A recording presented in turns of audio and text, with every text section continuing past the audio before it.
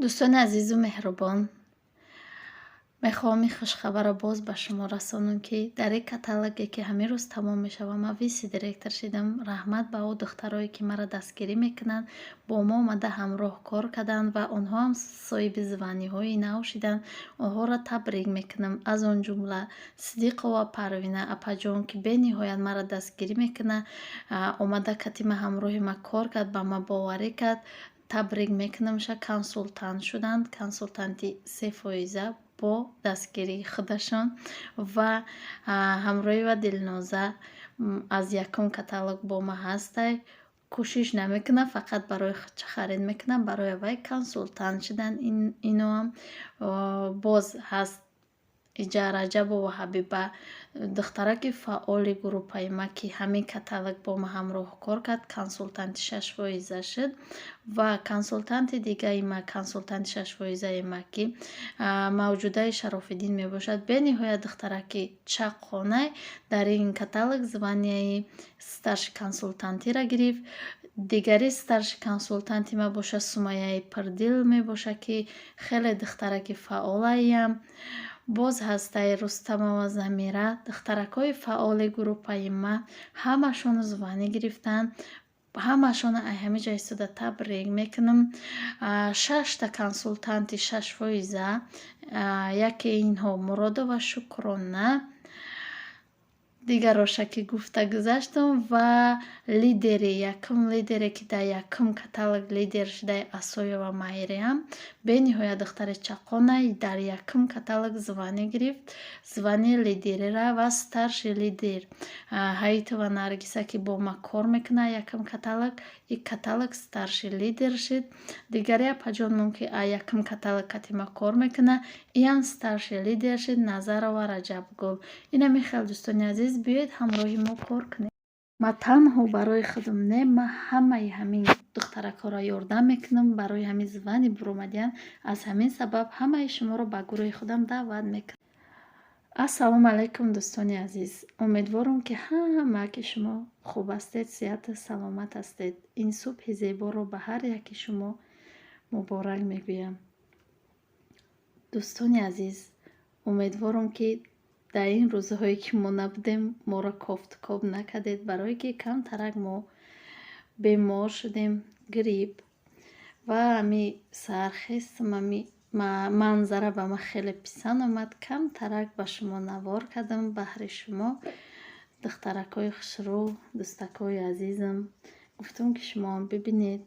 خیلی باوری دارم که هر یکی ما و شما هر سر میخزیم این منظره را میبینیم و با ویدیو داده نظرم به حد خوشروتاف. برای همو خواستم که همی خیلی کم ترک ویدیو کده نوار کده بهر شما پیشکش کنم.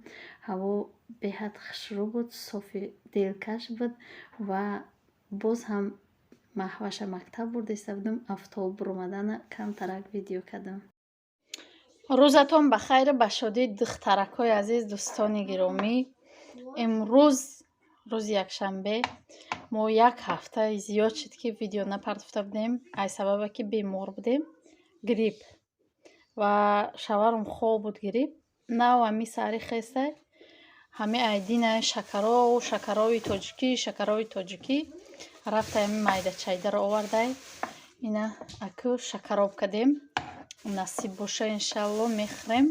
کسی که خورده است اشتیای طعام، با ما هم اشتیای شکراب خوری در غریبی نمیخواد شکرابی آچگی کردیم. خیلی نانوی بازاری، نانوی چی نیست، نانی دخوفکه هم نیست، نانی دیگدان هم نیست، نانی بازاری. نمیخواد نانی بازاری، بازار گرم مکل گرفته آورده. نصیب باشه ازی میکنیم، ریزه میکنیم نونه با دست میخوریم نصیب انشالله. خریده بازار چیزای سویج آورده، ریحان، لیمون، گشنیج، اوکراپ. از با میگن که تو گشنیج اوکراپ میخری 4 دونه مورو نشون میدی برای وای. خیلی با نمیدونم، من دلم تماما خیلی سامبوسه نکشیده. سامبوسه آورده، نه خیلی نان آورده، نانوی گرم که خشروی غواسته که خشرو ایقا فطیر گفته، فطیر نیفته با خیلی کک همیشگی. من گفتم جگوری او در جگوری را نشان دادم، گفتن جگوری های شیرینه چه خلای خورده نمیشه. جگوریش با مزه من به حد معقول شده. جگوری تاجیکستان ده جگوری جا معقول شده، نمیدونم خیلی باش هر کس فکوسی هر کس هر خلای مندرین با ما گفتم سیتروسی نکیم کم کم سولفا داریم نمیفوره نکیم آورده خیلی سیتروس بودریم انور بعد چکای تاجیکی آوردگی با همین چکه کردیم نه اینجا چشیده است شکر و گاب نیست گفته چشیده است. اینم خیلی خیلی دخترک ها دوستانی عزیز گفتم یک کم ترک شما دم نشون بدیم تا آخر ولاگ با ما باشید حتما که با شما جالب می شود. دوستان عزیز و مهربان ما همه در وقت بیمار بودنمون رفته یمی چی پونکت ویده چی بارمون رسیده بود رفته گرفتم آوردم در اینجا چی ها خریدم موقع چیزایی چی هم نخریدم یا هم مشه سونیا گرفته گه سونیا را هم رگستراتسا کردیم رگستراتسا کنید زوقش داده مو زوانی برامدن گرفتیم او را زوقش داده برای مو دوستان عزیز زوقش داد بعد اورم رگستراتسا کردیم اینم خیلی یک تا فین گرفتیم برای کودک و علاقه خنک شده باید موشونا قاق کنیم فینش بهت خشرو با ما محقول شدک اینم خیلی ارتیکولوش اینم جازی نشون میتیم ارتیکولوش کدامی که کار میکنه مرحمت خریداری کنید همون نرخ قریب فینای تاجیکستان ما در تاجیکستان خریده بودیم فراموش کردیم که بیاریم برای ما اینجا یک تا دیگه خریدیم اینا یک تا توربان گرفتم با اینم خیلی چیزا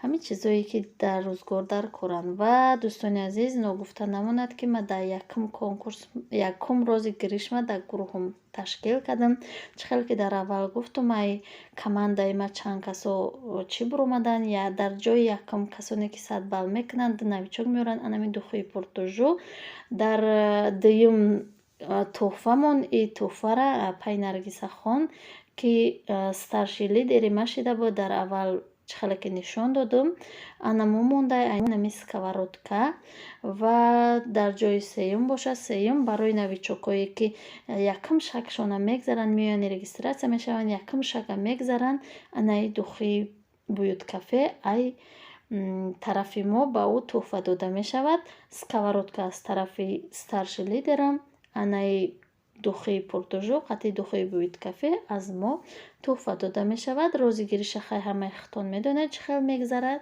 باقی در امان خدا باشید. خیر دوستان عزیز.